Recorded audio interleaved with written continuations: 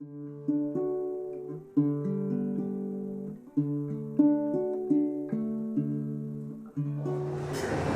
to the Sport Trap, George Ringer. Man, if you don't know this guy in the middle yet, you were listening to us all summer long. We've been trying to convince you guys to get online and see what the heck was going on. Wyatt Ulrich, the man, he in human form, look at him. He's not mystical, whatever else. He's not a god, he's human, he's here.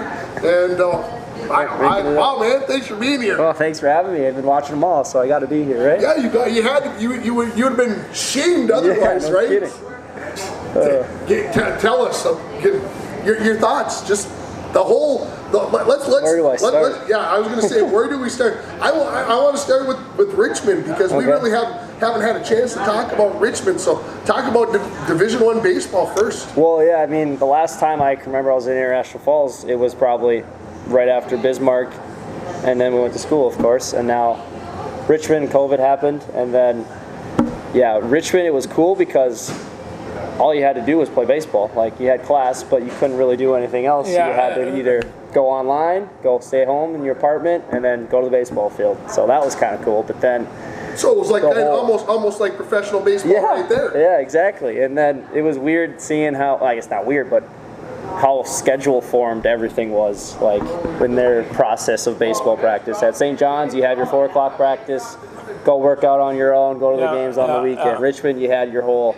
You lift here, you have your practice here, you have your game here, and everyone was on their own like format, I guess, because we had so many grad guys, and then there was the undergrad guys. So it was almost like 2 teams in one, but when we all came together is when the games happened. So it was kind of cool, like seeing their process of everything and following their way of going about baseball. So it was a lot of fun in Richmond. So talk about playing the Division I baseball. Talk about the games. Talk about the difference between pitching at Division III and pitching at Division I, because we're going to take that from Division I to the next level. That's when we talk summer ball. The biggest, when everyone asked me what's the difference between D3 D1, it was definitely the pitching, because I was so excited to do the Friday, Saturday, Sunday thing. That wasn't D3. It was double headers. Yeah. And D1 in Richmond, you had your Friday starter, your Saturday starter, and your Sunday starter. And of course, it's just like a pitching rotation in MLB. You have your 1 go Friday, your 2 Saturday, your 3 Sunday, and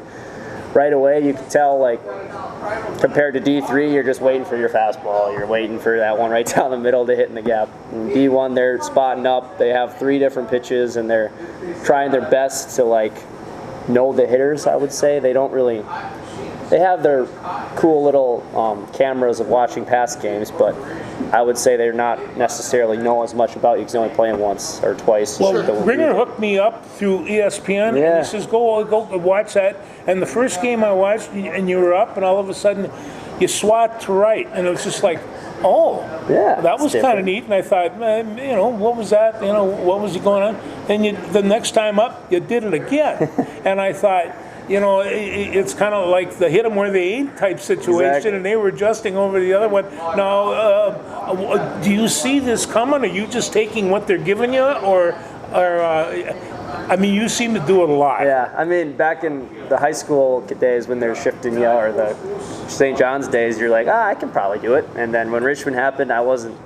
If it was like a pitcher I knew well, I knew I could hit well, I would try to hit them where they're not. But yeah, you don't want to. Like nowadays in the shift era, you're just kind of hit it, don't think about it. Yeah. Sometimes it works, sometimes you roll over right to them. But so Richmond, you guys didn't have maybe the record that you guys wanted. You didn't. No. Things didn't go well. But I mean, all in all, you think you made a good choice? Oh yeah, and my dad and I were talking about that. Like, they thought about junior hockey and everything and all that sort of process. But yeah, Richmond was.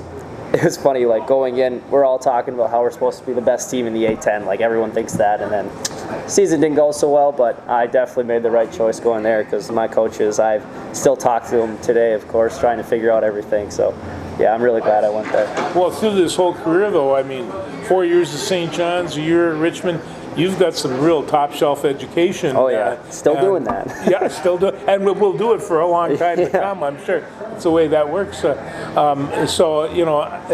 right now, it's pretty much strictly baseball for you.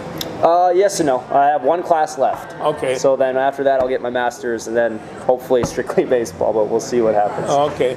So let's talk about because to me it went like really quick because you were playing at Richmond like on May like 15th, 10th, somewhere in there. And the next day. And then all of a sudden, I get a text from your mom or your dad or a message, I can't remember. He's on the bus to Lincoln to play with the Sioux Falls Canaries, and I'm like, holy, what's going on? Anyway. Yeah, I'm with you right there, so too. talk about how you went from Richmond to catching on with the Sioux Falls Canaries.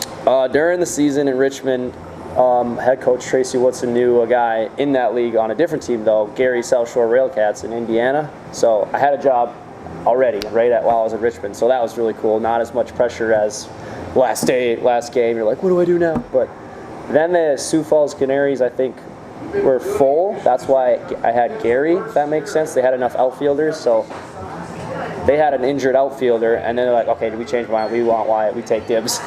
So my last game in Richmond, I was on the bus on the way to the game, and my assistant coach said, hey, Wyatt, come to the front of the bus. I'm like, everyone's like, oh, you're in trouble. Here you go. What'd you do? And he's like, are you ready to go play pro ball? I'm like, yeah, of course. Duh. What kind of? No, right now. I'm like, what? They need you tomorrow. They need you yesterday, kind of thing. Right now. Yeah, and like, I was like, I mean, I guess I was planning on having my girlfriend come fly into Richmond and pick me up and help me move out, but I can tell her to not buy that plane ticket. So that night on the way back home, they said, all right, I'll tell them that you can come tomorrow, as in head towards Lincoln, Nebraska. And yeah, I got there. I think I spent one night with my dad in Chicago, and then I made it to Nebraska like 2 days after my last game with Richmond, and I was playing pro ball. It was not what I was expecting to get there. It was just, all right, you ready? And boom, I was playing for the Canaries. Was that a good thing that it worked out that way? I mean, rather than maybe sitting around for 10 to 12 days wondering, thinking, was it pretty... That's what I was scared of. Like, I'm kind of glad it happened, because I think if I would have went home, I would have been like, oh, taking a break, relaxing. Whereas right when I went to Sioux Falls, I just finished the game. I was still baseball, like, prime ready. I wasn't necessarily had to get back into the swing of things. So.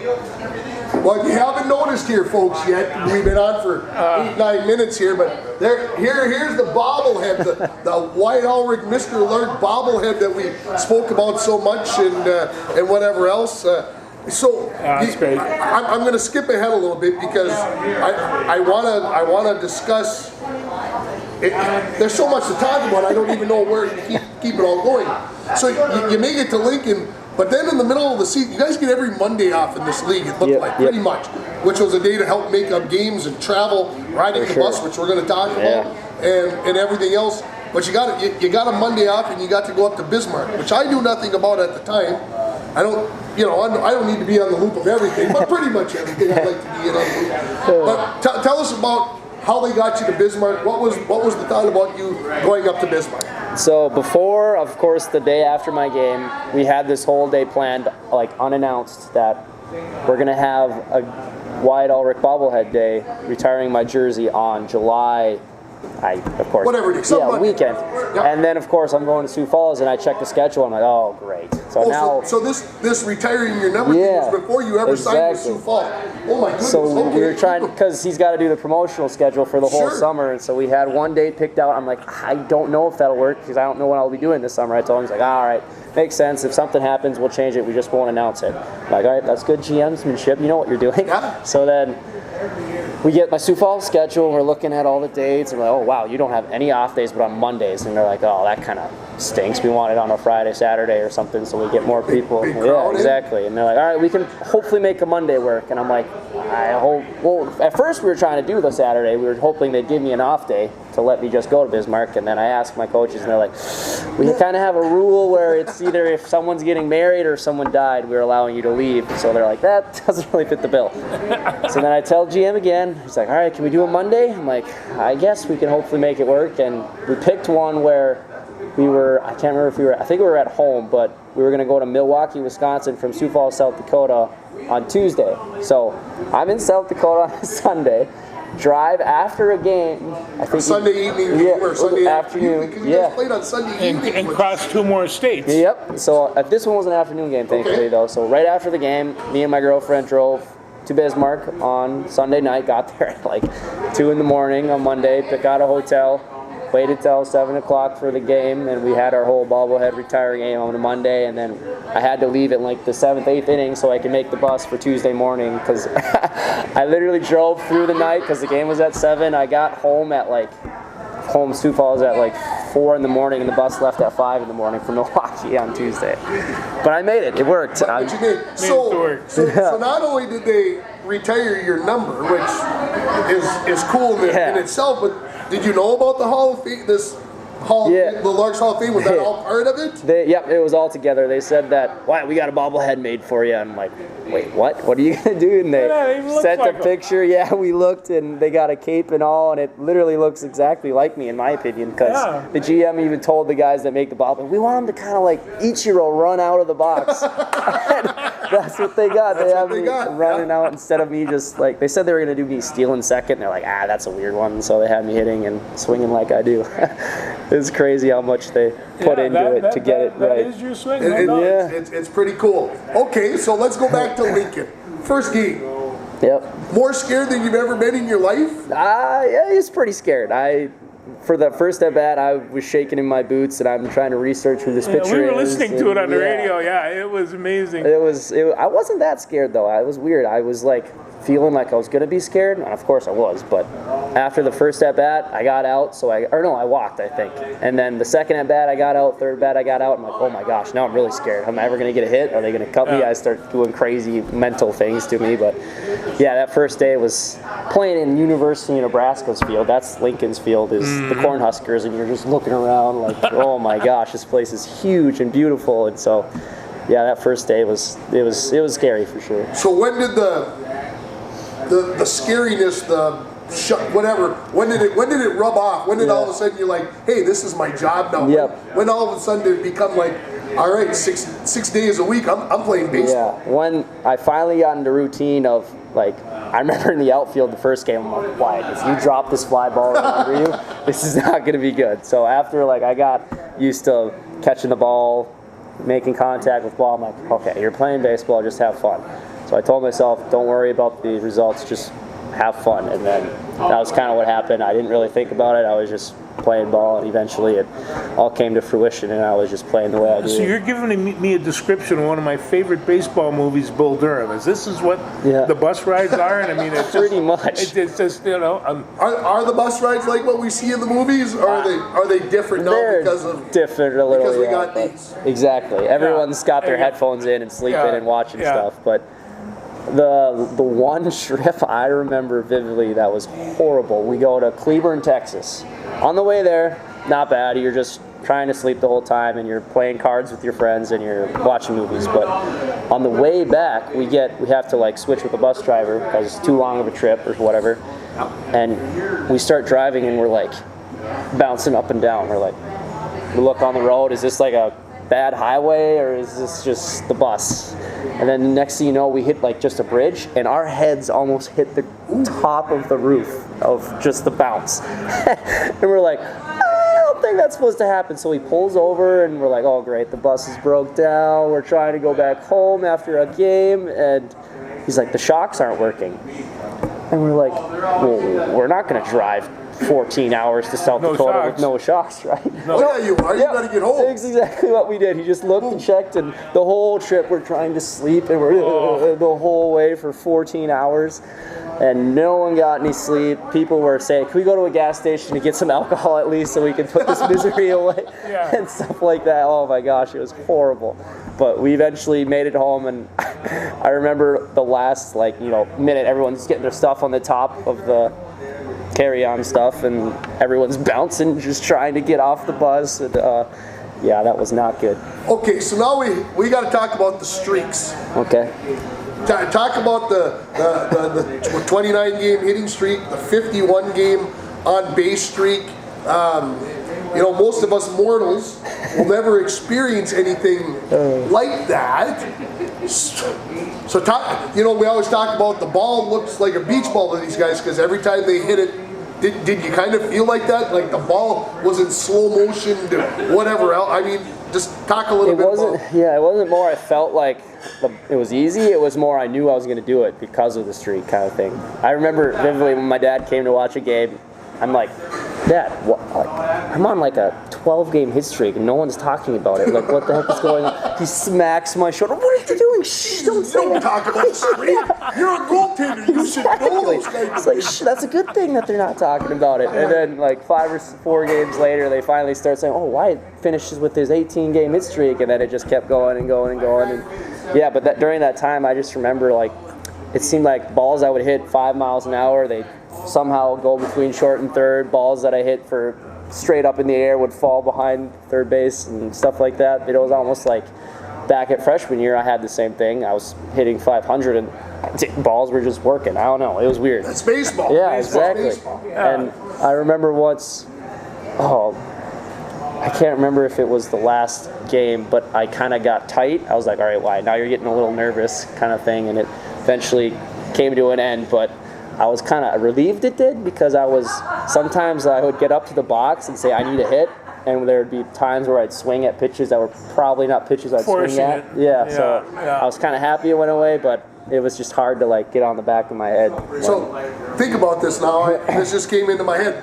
You went 29 games in a row. Think about DiMaggio. He went 56. Yeah, I was halfway. You almost, just over halfway. I mean, that's a crazy number to think about. Talk about the 51 game on base streak. Is that more difficult than the 29 game hitting streak, do you think? Try to compare them if you can. Because you lived them. What was harder? What was more difficult? I would say the hitting streak was harder. It's hard to put like levels of difficulty to them, but I would say that one was just not the way I play. So like a hit streak, you need to get a hit. Whereas when I had my on base one, I'm just get a walk or whatever, doing my normal routine of my approach of hitting, and so that one wasn't like I was struggling to get on base kind of thing. Whereas hitting, you're struggling to get a hit. But still, 51 games. The record was 56. Oh, it was so close. I mean, you were so close, and I was listening to the game before when you got your 51st. And I just says, and you just seemed to be doing it so easy, and it just kind of folded on each other. And as it turned out, that was the last one. But no, that I thought that Billy Bean always said, I don't care if you get on with a hit or a walk, as long as you get on. Exactly. And so let's. I'm promising. You said you've watched every show, so you should know that this question is coming. But having this done by the Larks, a 29 game hitting streak and a 51 game on base streak. Which of those three things, when you're bouncing that grandkid on your leg someday, or your great grandkid, and you're thinking back on 2021, and you go, man, that was the best of the three things. Which one? Can you put it into perspective? Yeah, I remember. I was trying to figure out on the way here too again which one I should pick. But I think if I had to pick one, I pick them all, of course, but I really liked St. John's my freshman year, because I was scared going like every kid going freshman year of college. You have no idea what you're going with, and then playing with your best friends that you got to just barely know that eventually turn into your lifelong best friends, playing the best baseball you've ever done in your life I would not take that away from anything, because I wanted to be a hockey player and I was playing baseball. And it was just kind of something to do with my friends, and it was what started it all kind of thing. If I didn't play baseball at St. John's, I wouldn't have gone to Bismarck, I wouldn't have gone to Richmond, I wouldn't have made it to Sioux Falls. So that was kind of like the stepping stone of my baseball career, and I'm going to be I just was at St. John's last weekend. It goes to show how much I love that place. It's an incredible university, and what a foundation they're going to give you there. And also those teammates, those friends, you get those guys forever. Exactly. That's not always good, but you're going to get them forever anyway. I mean, I lived through that part. So that's really quite exciting, and the fact that you bring it back to St. John's, that's important. Yep. It's just. Doesn't matter what the level is, as long as it's your favorite place. That's what's all that matters, right? So let's talk a little bit about the end of the season. Struggled a little bit. The batting average dipped at the end. Your dad mentioned to me that they started pitching you differently, and you had to make adjustments. Talk about what those kind of adjustments were. He didn't really say what they were doing. They just said, well, they're pitching him different, and he's still figuring it out. Yeah, and I remember one game, I think it was against Fargo. Every at pitch, it seemed, they were busting at my hands, trying to break my bat, it seemed like. because my whole, I probably shouldn't say this too much, but my approach was kind of just if the American Association teams are watching this, God bless you guys to get a scouting report on Wyatt Allred, man. You guys are doing your thing. But anyway, keep going. I was always trying to just get in my hands the ball and hit it to left field, so I wasn't trying to do the whole hit it over the fence. Sure. So they knew I wasn't like scared to bust in on me, because if they missed down the middle, I'm not gonna, I guess, hurt them as much. But I don't know if that's exactly what they were doing, if it was a coincidence, but then later on it seemed more guys were just busting me in and trying to break my bat. So I just remember talking to my coach, trying to figure out what to do and wondering what's the best thing to do now. Do I keep doing what I did where I was doing really well? Do I change it all and try to maybe really make it worse, or make it way back to where I was of hitting well? But it was definitely a different, different approaches is something I don't like to do. I don't want to try to change my way of swinging. I don't want to change my way of getting on base. So it was definitely something different to.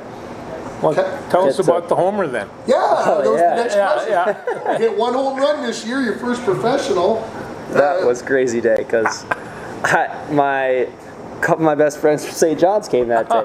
My best friend Aaron came, and my girlfriend were there watching games, and I don't know if my parents came. Yeah, they were there. They were there Friday, Saturday, and on my home run, I hit it on Sunday. Fantastic. The whole day, I think I was 5 for 5 and a double away from a cycle, and it was my best game of, I don't know, arguably my career. And my mom and dad are watching it in the van. Mom's crying after I hit the home run. We should have stayed. Why are we leaving? Yeah, you got an emotional family. That's exactly. Great. And when I hit the home run, you could see my girlfriend and best friend watching, because it's baseball. You don't have to be super watching every pitch. But I hit it, and my best friend, he's like, "You just stand up." He's like, "Wait a second, what's going on?" And the way you can see her stand up too, like, "Wait, what? That might go out." And it cleared the fence. It was not like a scrape over the fence. I was kind of shocked too how far it went out, but it happened. That's all the sweet spot. And then of course you have to see who that pitcher was, right? I hit my first professional homer. I looked him up. He was in the Twins organization for a little bit. He's from the Dominican, so I got to really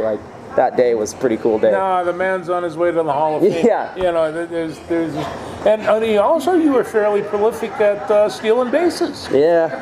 I remember when I left Richmond, at the start of Richmond, they always wanted me to steal as much as I can. Yeah. And then at Richmond, it almost seemed like I had to pick and choose. So it was kind of weird, because they started out saying, "Wow, you're gonna get 50 bags this year, right?" I'm like, "Yeah, I'll go with that." I'll go with that. Yeah. Why not? And then when I got to the games, they're like, "Don't steal now because you're 3 hitters up. Don't do this." I was like, "Yeah, okay, I'll pick and choose ones to make sure 100% I'm gonna make it." And then when I got to Sioux Falls, they're like, "Why? Just go. I mean, if you're out, you're out. You're just trying to." They're not going to look at your caught stealings, right? No. They're going to look at how many stolen bases you have. Yeah.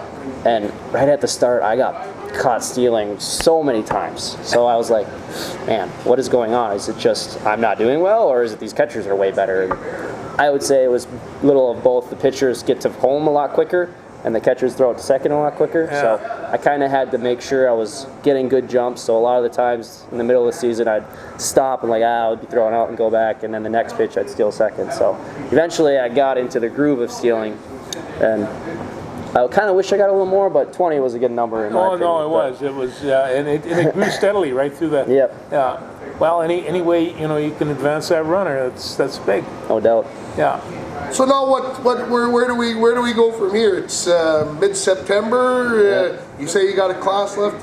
So we get a job. We get ready, and the season starts in April. I mean, are we for sure going back to Sioux Falls? Are we looking for something else? Is there other options out there? Tell us what's next for Mr. Allred, Mr. Lark. So right now I'm looking for jobs. I might have a job lined up in the city so I can stay around with my friends, which kind of stinks not being home, but I think that's the best option. But as for baseball stuff, how the American Association works, you get a 2-year contract, so I for sure have Sioux Falls to fall back on. But of course every head coach wants you guys to move up and try to live your dreams. So right now I'm looking for organizations that want me or interested in me, and kind of I have an agent now, so that's pretty cool. So he's hopefully he's hopefully doing his job and can get me somewhere. But apparently the Red Sox, where my teammate Joey Stock is playing right now from St. John's, put my name in to maybe sign me after their season's done or invite me to spring training. I've been to Fenway. I'll go back. Yeah. So that's my lead right now, I guess, as to something. So let's say that you decide that Boston decides to sign you as a free agent, and you go to spring training and blah blah blah, and things don't work out. Yep. Can you still go back to Sioux Falls? Yep. Well, they'd have to probably sign me again or buy my contract. But yeah, if I could go anywhere. So if Sioux Falls, if you decided to go do that, Sioux Falls' contract would be kind of ripped up. I think the saying is they buy out your contract, so your contract's still technically. I don't know how it works. As in, say I don't play well in whatever organization, do I go back to Sioux Falls? I assume. I don't know, but something like that. Anyway. There you go. Yeah. Wow. Who'd ever thunk it like 5 years ago? No kidding. That's what's the best part. If someone would have told me, I would have been here. I would have said, "What are you talking about?" There was by meaning being here means being on this show. Yeah. That's the big exactly. I had a friend of mine that had a trucking company, and his son was coming up, and I says, "Are you going to put him behind the wheel now?" He says, "No, I want him to play baseball." You got all kinds of years to really actually work. Yep. Go play baseball because you only Exactly. got this small window to do it, and you got to play that ball when you can. That's what my family say. You got your whole life to work. You don't have your whole life to play. I'm telling you, your family knows. Yep. That is true.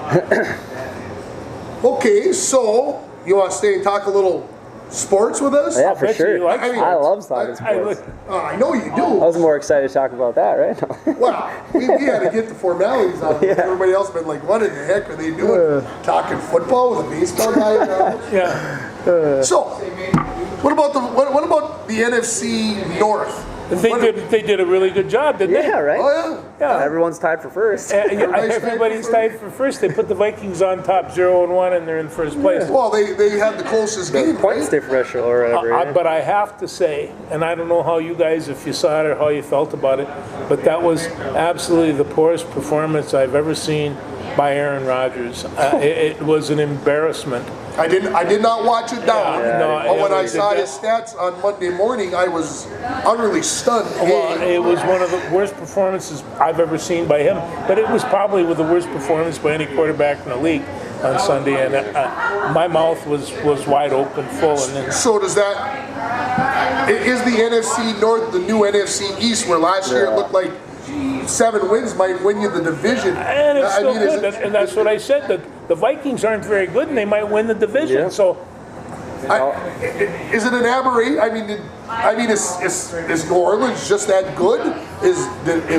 well, that's Green the other Bay, thing. I mean, is Green Bay not that good? I mean, it's tough to tell after 1 week, but Well, that's what everyone's on Twitter saying. No, Aaron Rodgers is meaning to do this so he gets traded quicker. And okay. I don't think he's in that spirit. But he launched one that went up in the air. I mean, you have seen more accurate punts, and it's just like, and Rodgers, he is, if he's anything else, he's accurate.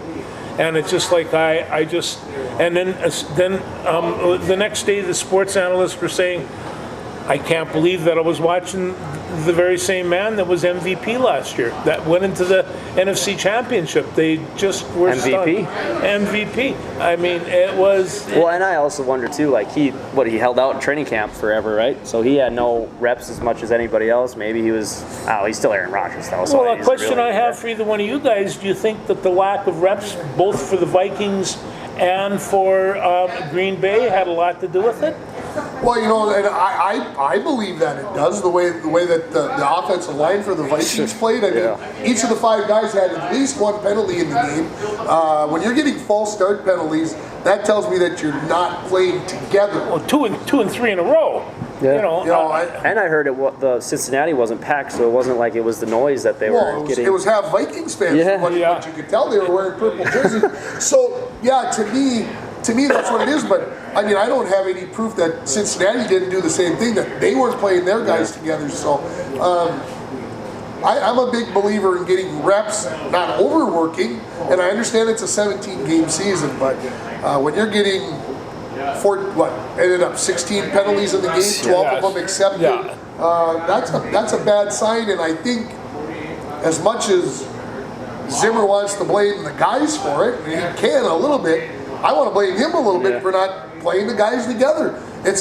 Even he had to admit that when Darisaw comes back, he's going to have to learn to get into the reps with his teammates. Well, he's only been there a few days. You know, I don't care how good he is. When did you give them all 5 of them together to ever a chance to work in a game? So today the headlines in the Tribune said the offensive line has to get bigger and I have to admit, some of those defensive lines now are they're just huge.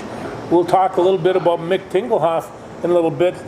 And he weighed 235, 245 pounds. Jeez. You know? That was a different era, though, George. Yeah. It was a different You were a big man at 220 50 years ago. Yeah. Didn't say it that way. I was actually 240, but I was 240, soft. okay. There the truth comes out, of course. What else from the NFL, guys? Anything of that kind of stuck out from the first week? Well, I have to say, my good friend Trey Lance, he did all right his first play. On his first throw in the NFL? Yeah.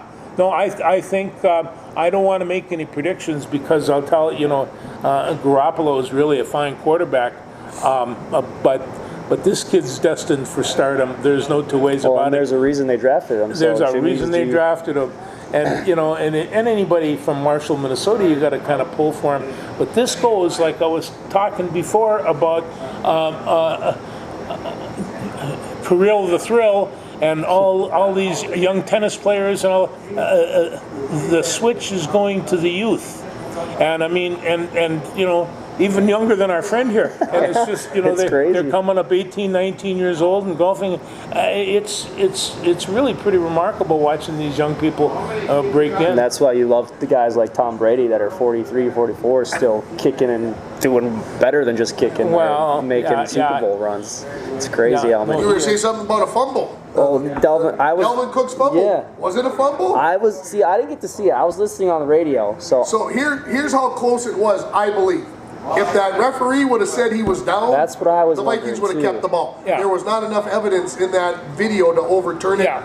I think he was down. I mean, I'm voting with a Vikings heart. Yeah, I want to hear like what a Houston Texans fan would say or something. What he thinks about it, if he was a fumble or not. It's one of those things. Hey, the Vikings played awful in the first half, and it was a 7-7 ball game, right? Yeah. Didn't play very well in the third quarter, found themselves down. They found a way to come back and get it to overtime and quote unquote had their chance to win it. So, somebody had the audacity to say that Kirk Cousins didn't do very well. Always got to go. And I'm just like, okay, he threw for 351 yards. He completed nearly 75% of his passes. He didn't throw an interception, as I recall. He threw a couple touchdowns. Had a fourth quarter drive to tie it in the end. That no one at talks the end, about. just everything that we want him to do. Yeah. And all they were like, this person, and I think if you're watching the show, and you might be, and we might discuss this on the radio tomorrow morning, hint on who I'm talking about. He says, well, yeah, but he dumped it off all day. He didn't throw deep. He took too many sacks, and I will agree. He took a couple too many sacks. But we know that that's part of the deal. So anyway, Kirk Cousins. And also you have to take a look just a little bit at the defense, because although there was probably some pretty good line play, and Hunter played fairly well, we're still missing Anthony Barr. And when that 6'5" guy is at that linebacker spot, he's hard to throw over. And I'm not sure that the secondary is as solid as they'd like it to be right now. Well, Mixon had 137 yards rushing, which tells me that our defensive line didn't play as well as I think we hoped that they would. That's true. And I think could be winded, out of shape a little bit, got to get into game shape. So, hey, the Vikings got their hands full with Arizona this week. Kyler Murray. And everything else, so we'll find out. We'll see. They got on the road again, so hey, it is what it is. But they're in first place in the NFC North. So positive. There you go. Stay optimistic. How about the Golden Gopher football team? What do you got to say about that, George? Well, I said before that Miami of Ohio, these are trip-up games. Yeah. You just walk in there and just say, okay, we took a little beating and this and that, and a team like Miami of Ohio, which has a very talented quarterback and a good talented defense, they can stick you. Well, they almost did, and but Fleck found a way out. he still has to have Ottman Bell back at receiver. He's minus a receiver. Potts does a pretty good job running the ball. A pretty good job. 178 yards is only a pretty good job. So we didn't go for 200, so it's only pretty good. Yeah. You know, I mean. And so if you got Potsy running like that, and you find another receiver, you get those two receivers. Yeah. They're difficult to watch. Did the Golden Gophers go in at halftime and said, Yeah. we got this thing wrapped up, it's in the bag? I mean, I love the post-game interview Fleck had, how he was like, well, us Matt guys, when I was there, we'd always talk about just make it to the fourth quarter. If you can make it to the fourth quarter, you have a shot. That's right. And They did that. They did Yeah, that. it got scary. Especially with somebody, you know, I mean, Tanner Morgan's really a fine quarterback, and you know, he's doing a nice job. And how much trouble are they in this weekend with Colorado, who only lost to Texas A&M 10-7? Yeah, well, I think they're in trouble because you got to breathe up in that mountain too. Yeah, you know, no doubt. You know, so They are used to it. So. But I think they're going to be just fine. I'm really looking forward to the game. This will really determine just how good this. That's team what is. I think. This is the whole deciding factor. Should we be excited or scared? Yeah. I saw something online, Twitter, online, I don't know, and they were talking about the Gophers going to Elevation in Boulder and playing in Colorado, blah, blah, blah. And some of the people say the less time you spend there, the better. Don't get there early to try to get accustomed to it. Get in there and get out. So get there as late as you can so your body doesn't try to adjust itself. It just goes out and plays ball because you'll keep all your energy in you. So I thought that was actually makes sense That's too. an interesting way of thinking about it. I wonder if the respiratory system of Big Danny Falele, and it's just like, you know, that's 380 pounds of orgasm. He needs oxygen. Yeah. Well, all I can say is that in 1991, the last time the Gophers were in Boulder, Colorado, I was there. Oh, really? I was there. How'd that turn out? Well, it was the first game of the year. Yeah. And of course, they were all worried about elevation, and school hadn't started. So we all got to go a day early so we could get used to the elevation. So we got to go to Denver and fly in, got to go set up, and we got to go meet Ralphie and pet Ralphie and all the big buffalo that runs around, and they were out traipsing around practicing the day before. And it was really, well, for me at 20 years old, it was the first time I had ever seen the mountains. So when you go to Boulder, we got a chance to walk up to the top of the stadium. Oh, wow. And when you go to the top of the stadium, you can just see the top of the mountain creep up above the horizon. That's cool. Well, I'll tell you, when you're 20 impressive. years old, there's some awe-inspiring moments in your life and things you never forget. Anyway, that was probably the best part of the trip, other than, well, I won't tell you. I told George about my trip to Subway, but that's for another show. However, how did the Gophers do that day? Well, if I remember right, the final score I think ended up 52-0 in favor of Colorado, or 56-0, 59-0. Yeah, I didn't look it up because it still hurts. Because you remember in 1990, Colorado was the national champions. Oh yeah. So they were pretty good in 1991, and then of course in '92, which I talked about on the sports this morning, Colorado only beat the Gophers 21-20. So anyway, I'm hoping that we have yet to beat Colorado. We've yet to beat Colorado, so 3-0 all the time. 3-0, and so this would be a good opportunity to do it. And I'm going to tell you, home teams can get beat. Ask Ohio State. Not that I enjoyed that. Liar. Okay, a little bit I enjoyed that. But you know, you never saw 110,000 people become instantaneously quiet. And then when you take a look, way up at the top, you can see the gold and the yellow and the white. Green. I can't believe those uniforms either, but they're way up in the Tulies, and they're screaming Pete Hill, and the rest of the stadium is just dead silent. Oh, I enjoyed silence. That was so fun. Oh, sure. What else did we find out about college football over the weekend? Anything? Yeah, we found that my good team Army is 2-0 after beating Western Kentucky. What's the fight afterwards, though? I'm not sure quite what happens weird. at the end of the game. You generally, both teams go over and you sing your alma maters in Army. This is a really big deal. Well, the Western Kentucky coach was yelling and screaming at Jeff Monken, and he took his team off the field. I had never seen that before.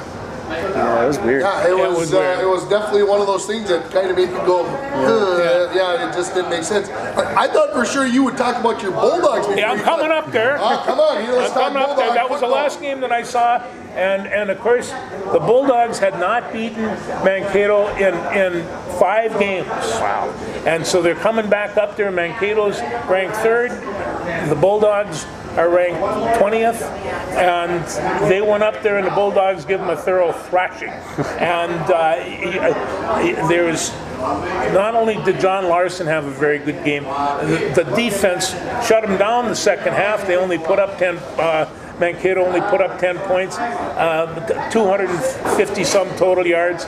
That's a hard thing to do to a team like Mankato. But they had a freshman quarterback. I didn't know that. I don't know if they had somebody else there that was injured or something, but they had a freshman quarterback, and I knew that he did play the week before that they won in overtime. So there was some flaws on this Mankato team, and John Larson, he's a fifth year redshirt, so this means he's played in his 6th year, and he's pretty good. He's 6'1", but 235. So it's from Braham, I think. He's from Braham, and is he fun to watch? And he took that Mankato defense apart, and so we should start printing our plane tickets to wherever to watch him in the national championship. I'd rather watch on TV, but it was really fun to watch, and you could see the announcers, the closer they got, because this was a big game, the more they were screaming. They had 6,500 people at the game, which was a record. No Vinny Repish. Come on. No, I was just. They had a hockey guy doing the color. Yeah, no, I love you, man, but I didn't know you were a football guy. No, I miss Vinny. He's very colorful. I'm Tim's color man, and I am not even close to Vinny Repish. But my wife won't let me either. So, but UMD, they play Wayne State this week, and that's not on TV. So. But they're gonna handle. So you'll be finding it on the internet, so you can pop it up on. I now have 2 computers and my television, so I can cover lots of blues and everything else going on. Yeah. I see the Johnnies had to win with a goal line stand 2 years ago. That was crazy. We got a brand new scoreboard, so they had to get a new app or something. So we have a brand new app, and we were able to watch from that. And I just had the notifications on because I had a game, of course, and I remember. First half, I think we were winning or losing. At some point, we were losing, and then I remember fourth quarter, they had the news article, Johnny's goal line stand with the fumble to win it, and it was against a great team in Aurora. That was our last home game against them during the national tournament, and that was a big win for Johnny's because it was the first home game back in 500 days or something like that, and it was packed, and it was great to see it. Do they still have the rap section down there? Oh yeah. For sure. They're everywhere. Yeah, they're everywhere. Screaming and banging pots and pans during the game. Yeah. So what else caught your fancy over the last? Well, I'm not even gonna let you guess.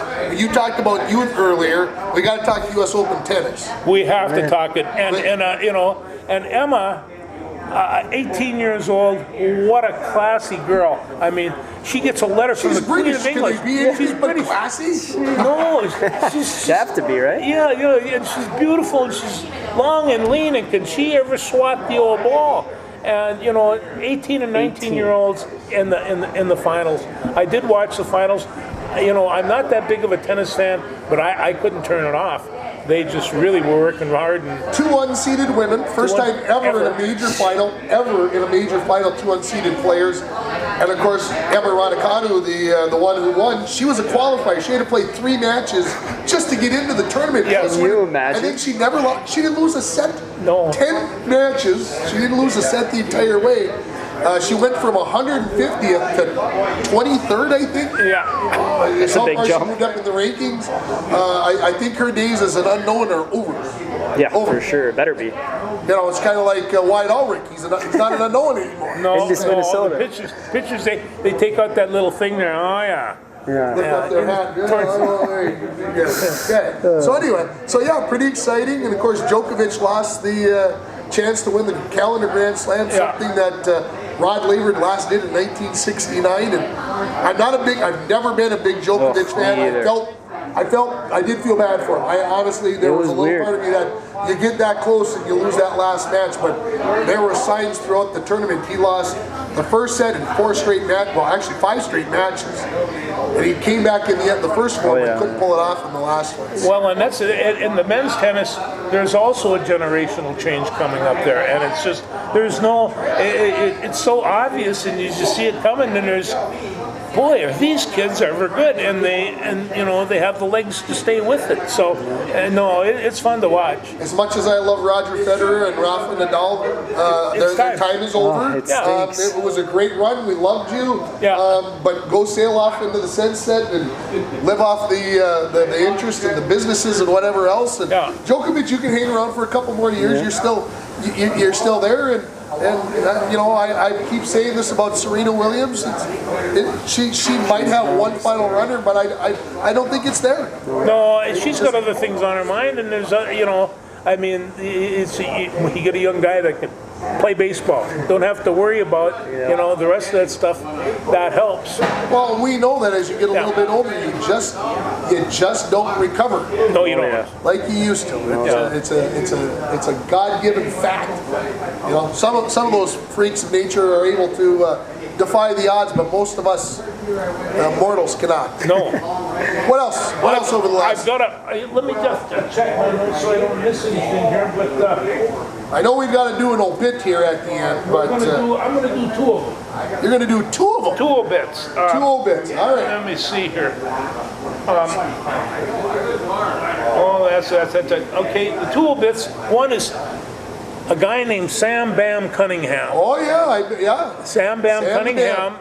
September 12th, 1970. He's playing tailback for USC, and they go to Birmingham, Alabama to play Alabama, which is a segregated university in 1970. There is not one black person on the sidelines or on the field.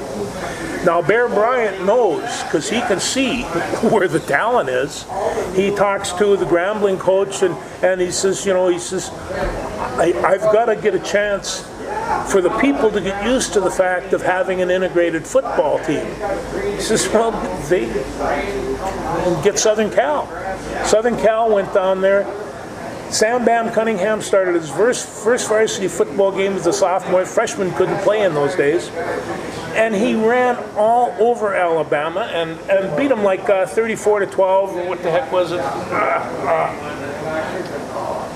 Whatever. Beat the heck out of them. And all of a sudden, Alabama did have one kid that was on the freshman team, but he couldn't dress for that game. In 7 years, they had 17 black people on scholarship at Alabama. And it all came back to Sam Cunningham. And this is Randall Cunningham's big brother, and so so the football in that house must have been really amazing. They had 4 brothers, and absolutely. But Sam Bam Cunningham, and he talked about him, and he said, once in a while you're in a situation in which sports does make civil change. This is to think that sports isn't political is foolish, and to think that music isn't political, well, that's just outright foolish. And Sam Cunningham did it that day, and he went on and played 9 years in the NFL. He's in numerous Hall of Fames, but I watched that game. He was a fantastic running back, and they didn't call him Bam for nothing. He was about 6'4" and about 230 pounds, and he was really fun to watch. And then the other guy, of course, is Mick Tingelhoff. Mick Tingelhoff played for 17 years for the Vikings as an offensive center. 6'2", 245 pounds, from Nebraska. He broke in. Now, their starting offensive tackle was a guy named Ron Yeri, who was 6'5". He was a whopping 257 pounds or 58 pounds. These guys weren't real big, considering they're 100 pounds heavier now. But he played against the best linebackers of his time, Ray Nitschke, Dick Butkus, all the rest of those hardcore. Nick Bonacani. I bet you he was real fun to play against too. Oh, I'm sure. Yeah. Well, Mick's son played for the Gophers when I was with the Gophers. Oh, that's right. Sure. He played wide receiver. Interestingly enough, you would think a center's kid would be a lineman, but he was a possession wide receiver, and so I got to meet Mick once upon a time, and he'd come in every once in a while and visit with the equipment crew, and so it was there was a special place. Tingelhoff was a god in the Twin Cities because of what he did and how he did it, and his son was a hard-nosed kid, a hard-nosed wide receiver, and it was a lot of fun. He was involved in the Mall of America, or at least the opening, so we were down there with a friend and our children and stuff, and we saw him going up the stairwell, and of course by this time, he was really put together. You might think 245 pounds, but there was a lot of muscle piled on muscle in this guy, and he was like the Pied Piper. It was Mick Tingelhoff, and it wasn't just kids that were following him either. It was like everybody was following him, But he was that popular, no doubt about it. On a very popular team. They said Mick and Jim. Mick Tingelhoff and Jim Marshall. And I remember those names even. Yeah. Well, I remember when Carl Eller came up here to be part of the tug of war across the river here. That must be 10 years ago, 8, 9 years ago, whatever. And I got a chance to shake his hand, and my hand disappeared. And I'm like, I'm not, whatever. His fingers went like I was just like, his hands were ginormous. I think he could have palmed a beach ball. These guys that we watch on Sundays, we know what kind of athletes they are, but they're also ginormous people that can do all this stuff still. Jim Marshall was nice and tall and lean like Wyatt, and he was not that heavy. They had him down at 230 pounds. I wonder about that. Alan Page was playing defensive tackle at 210 pounds. Jeez. Nobody could touch him. Yeah, zoomed right by him, I'm sure. Absolutely. Yeah. Anything else? Let me see here.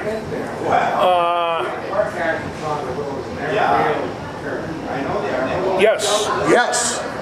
On Sunday, Ken Burns is running another one of his specials. There's going to be 4 successive nights, 8 hours of Muhammad Ali. On PBS. On PBS. And I'm going to be watching that, and you'll say how many hours will have you watched, and by that time I'll have watched all 8. But this is, I grew up. I was in maybe 8th grade when he won the title against Sonny Liston, and we got done with basketball practice. We were at the high school, and we're listening to the fight on the radio, and it's we don't want to go home because we're going to miss the fight. And so there's janitors in there. It's maybe close to 10 o'clock at night, and about 6 or 8 basketball players after the late practice, and we aren't leaving. And then all of a sudden, he puts them down, and you could hear. There was half a dozen janitors. Everybody was in there. And then they fought again in Miami, and then Sonny Liston wouldn't answer the bell, and so at that time, he wasn't bragging anymore. He was the greatest, and he, from there his life just took off, and the whole story of his life I think is remarkable. He's one of the most famous 20th century personalities ever. And in sports, hey, what can you say? He covered it all. I'm sure a lot of kids got named Muhammad after his whole thing. They did. Yeah. I'll say this: about a month ago, I was right before bed checking Twitter, and there came up a video of Billy Crystal at Muhammad Ali's funeral. It's 13 minutes long, 13 and a half minutes long, and I was very tired, but I started watching it. It was like you can't stop watching it. No. Because Billy Crystal is very good, but of course he's doing Muhammad Ali, he's imitating Muhammad Ali at Muhammad Ali's funeral, which is... If you got time, go to YouTube, type in Billy Crystal, Muhammad Ali's funeral. I'm sure you'll find it. It's worth 13 minutes. That's all I can say. Anything else, George? No, that's kind of what I got. Wyatt, man, this is the start of our third year of the show. You know, okay, this is show one of season 3. So we couldn't started season 3 off any better. This will be our most watched show ever. I got a feeling because you got all those Johnny fans and the American Association will be watching it and everything else. And see, isn't that the nastiest looking canary you've ever seen? I love that canary. Is that meaner than this lark? Yeah, no, we that's got a battle that's of the pretty birds. battle of the birds here. Bobblehead, White Ulrich. Yeah. That was a great show. Thanks for being here. We thanks for appreciate having it. me. Yeah, thank It was a you. great summer. A lot of fun. Thanks everybody for watching.